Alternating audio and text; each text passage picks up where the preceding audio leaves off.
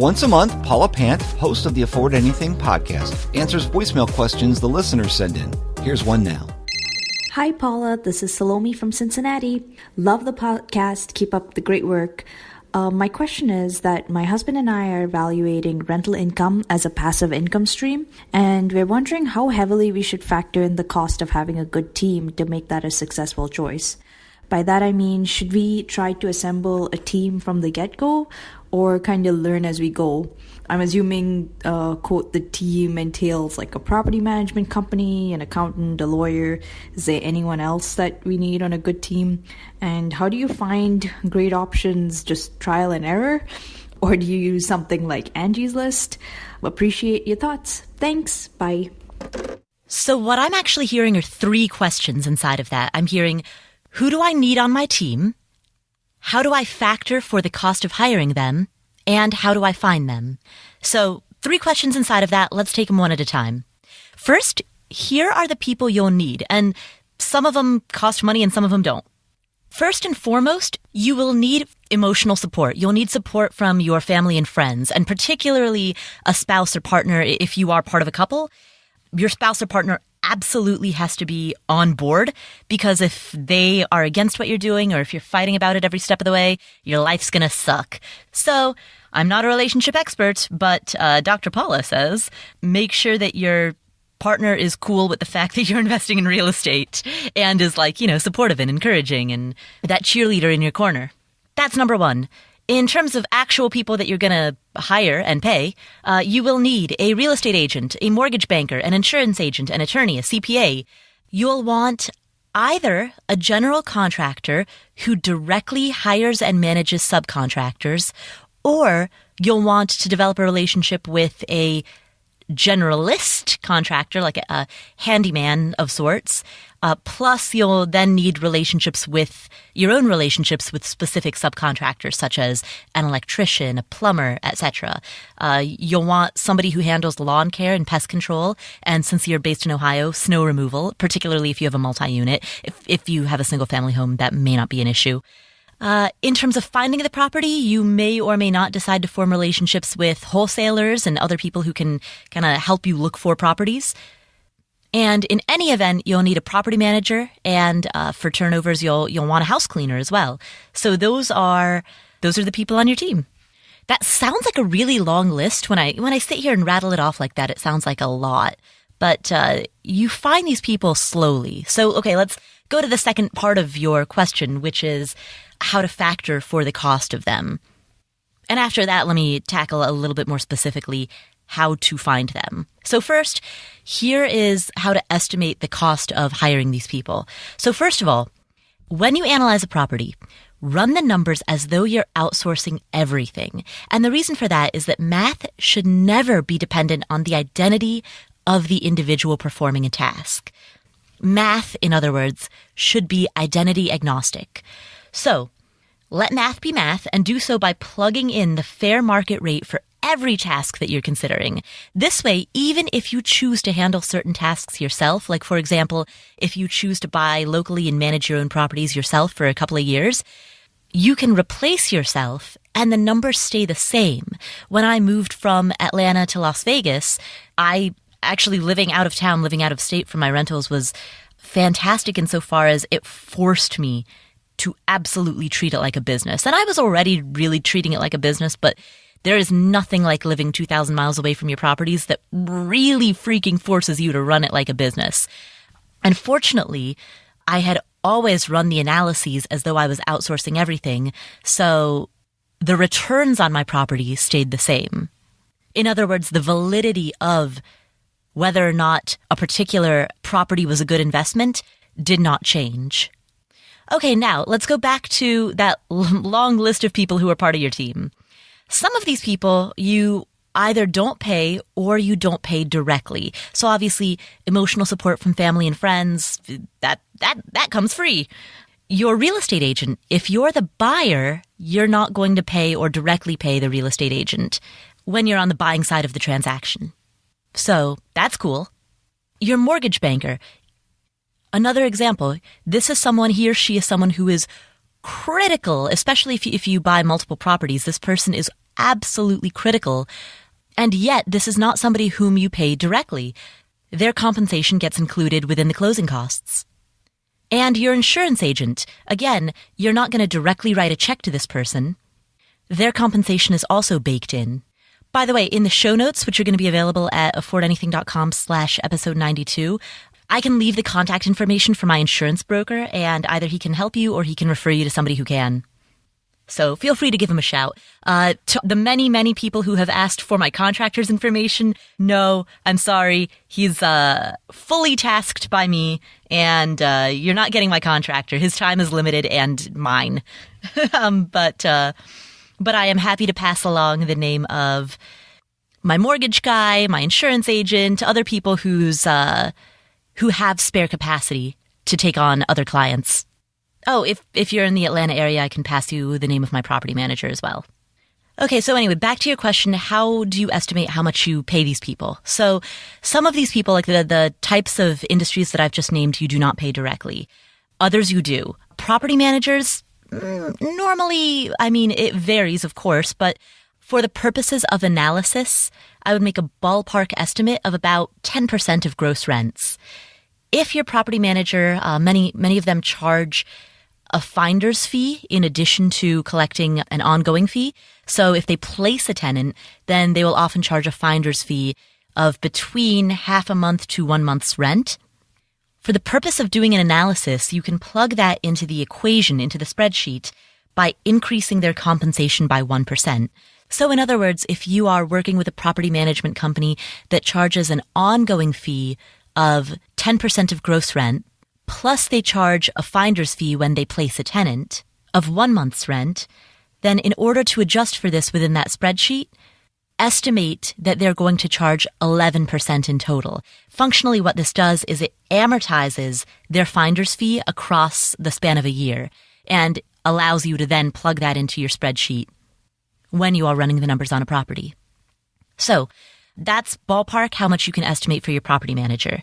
Now, in terms of how much you would pay contractors, this is where it gets a little tricky because for this, you need to estimate the cost of ongoing repairs and maintenance. Now, I'm not talking about upfront renovations that get it rent ready for the first tenant. I'm talking about ongoing repairs and maintenance, i.e. operating expenses throughout the life of your property. The general rule of thumb, and this is a very rough ballpark, but the rule of thumb is approximately 1% of the property value per year. So for every $100,000 worth of house, the general rule of thumb is to estimate about $1,000 per year or $83 per month. And that's for operational maintenance. So for example, gutter cleaning, snow removal, restaining the deck, tuning up the AC, just those general maintenance and minor repair type of activities. Now, you'll also have an expense that's known as CapEx, or major capital expenditures. This covers things like replacing the roof, replacing the windows, replacing the cabinets and countertops, all of those major renovations that need to happen.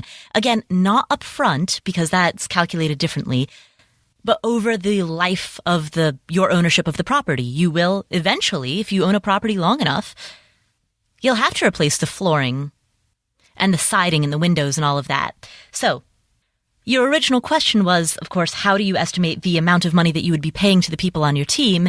And in order to know that, you're going to have to estimate CapEx. So in order to do that, in order to get the most accurate estimate, you'll need a spreadsheet. So in column A, list every major item within the property, all of its major components. Column B, list the total lifespan of each of those components. And column C, you can then calculate its cost per year of each component. So for example, let's say that you have an asphalt shingle roof that, based on its size, costs $12,000 to replace and needs to be replaced every 24 years. That means your roof costs $500 per year, or $42 a month. So that would be in one row of that spreadsheet, right? And then in the next row, let's say you've got flooring, and your flooring costs $3,000 to replace, and it needs to be replaced every 10 years. That means your flooring costs $300 a year, or $30 a month. So if you do this with every major component within the house, you'll be able to estimate CapEx expenses for that property. Now, bear in mind, this is over the long-term life of the property. Your short-term expenses, meaning your actual CapEx outlays within the next 2 to 10 years, will of course depend on the age and condition of the property at the time of purchase. But what you're doing in this step is you're calculating the long-term aggregate cost of CapEx. You're at least making an estimate of that. Now, I want to pause here and say that there's always a risk when we talk about generalized rules of thumb, but rules of thumb are developed because they're easy. And there are some investors who, as a general rule of thumb, will estimate that CapEx will cost somewhere between 8 to 10% of gross rent. And I hesitate to say that because there are many problems with that rule of thumb, just as there are a lot of problems with the previous rule of thumb I mentioned. 1% of the purchase price of the property as repairs and maintenance. Lots of, I think when you stop to think about it, some fairly obvious holes in that logic. What are the labor costs in your area? What are the material costs in your area? What's the size or square footage of house that needs to be covered? What are the age and condition of the components? Those are the actual factors that give you an actual price. But again, these rules of thumb exist so that people can take those quick shortcuts when you're doing just a first pass look at a property. Now let me zoom out for a second and make sort of a meta note about what we're doing here. We're estimating the total cost of repairs, maintenance, and CapEx rather than line itemizing out the cost of labor as compared with the cost of materials. So your original question was about the cost of the team. What is the cost of hiring contractors? What is the cost of all of these people who are on my team? But when you are accepting contractor bids, many contractors you'll find will bid on the whole project, which includes labor and materials and demo and haul-away and permits. They'll bid on the whole job. So you'll want to run estimates not on isolating the labor per se, but on assessing all of the operating expenses, because at the end of the day, that's what you really care about. You care about not what does the team cost, but what are the operating costs of the property. That's the real question. That's really, quite literally, the $1 million question. And again, notice that once you've calculated the operating costs on a property, well, then you can very quickly calculate what the cap rate of that property is. And when you're evaluating a property, it all ties back to cap rate. That is the kernel of, is this property a good investment or not, is what is the cap rate? So let me get to the third part of your question. So the 3 parts to your question: who is on the team? How do I estimate the costs of these people on the team? And how do I find good people? How do I attract and hire and retain talent? Couple of tips here. So first of all, referrals. Talk to other investors, specifically talk to investors. Pretty much all of the good people I've found have come from referrals from other investors. And you get that from, you heard what I just said. I was like, hey, anybody on my team who has capacity to take on somebody new, I'll happily pass it along because, that's how I met people. So once you get inside the world of real estate investing, once you start to meet other investors, knowing investors gives you an informational advantage. Really, it's kind of like any other hiring. That expression, you need to know people. What's the expression about? Something about you need to know people in order to get a job. Or it's who you know. Same thing. It's who you know. So meet other investors in the particular area in which your property is located, and then ask them who they use. Now, if and when you can't do this, or if you're just new to working with a person, here's my second tip. Know what you're listening for. So if a contractor or an agent or anybody gives you the type of advice or recommendations that he or she would give to an owner-occupant, don't work with them. So here's what I mean. The people on your team, your contractor, your agents, they should recognize that what you want as an investor is not the same as what an owner-occupant would want. And if they don't see that, or if you find yourself having to constantly explain that, delete their number. So if a contractor, for example, upsells you or attempts to upsell you to some low VOC organic paint and then beveled edging on the countertops and, stuff that's cute, then that contractor at a, I think, very fundamental level does not understand that you are an investor. Even if you've said that many times, that contractor still doesn't understand that your thinking process is going to be different than that of an owner-occupant. Your decision-making process, your decision-making framework is going to be different. Likewise, if you're working with a real estate agent and that agent tries to emotionally sell you on a property, like, oh, it's so cute, look at the brick fireplace, then that's an indicator that they don't get it. Because as an investor, I'm not looking for cute. I'm looking for returns. And by the way, another thing, if you're working with a real estate agent and they are constantly talking about appreciation, don't work with them. And that's for two reasons. Number one, they're assuming that they know what you want. They hear the word investor and they assume that that means that you're chasing appreciation, which if you listen to this podcast and you know I have a very specific investing philosophy when it comes to rental property investing, a big portion of which is to never ever invest in real estate for the sake of future market appreciation. You can assume that your property will keep pace with inflation, but nothing more. Any additional appreciation, if it happens, is icing on the cake. That is, unfortunately, perhaps a little unusual in the world of buy and hold real estate investing, but it is a core component of my philosophy. And because it is so unusual, a lot of people in the real estate world do not, I think, really understand that not all investors are looking for appreciation. So if you're working with an agent who's just talking about appreciation nonstop, then they don't really get what you're looking for.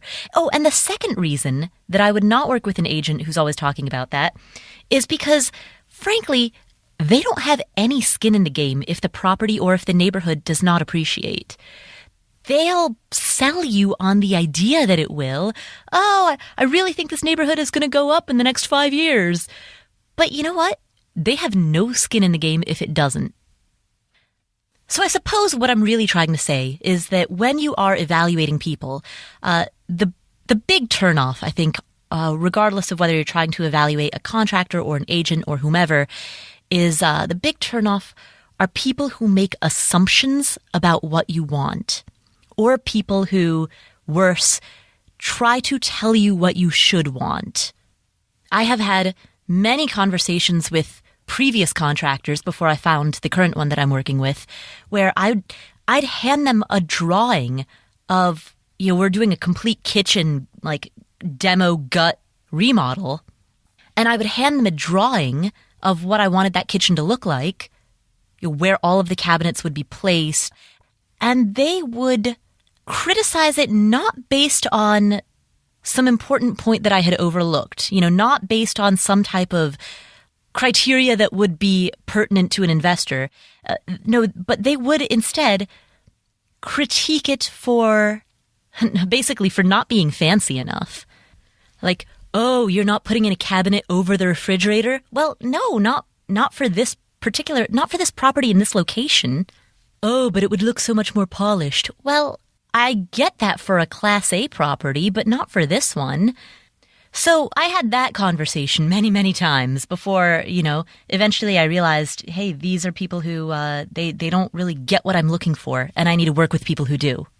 And again, that goes back to the importance of getting referrals specifically from other investors, because what investors want is so different from what owner-occupants want, that you want to make sure that you are working with a team of people who have worked with investors in the past, or who ideally only work with investors, or predominantly work with investors, because those are the ones who will get it. Hey, did you enjoy this excerpt from the Afford Anything podcast? Then be sure to subscribe to Paula's YouTube channel. Not only is every podcast episode and Ask Paula question released here on YouTube, other creative deep thought videos are created just for you. Remember, you can watch anything, just not everything. Fill your YouTube viewing time with more videos to make you think and grow, so you can afford anything. Go ahead, hit that little red subscribe button. We'll take care of the rest.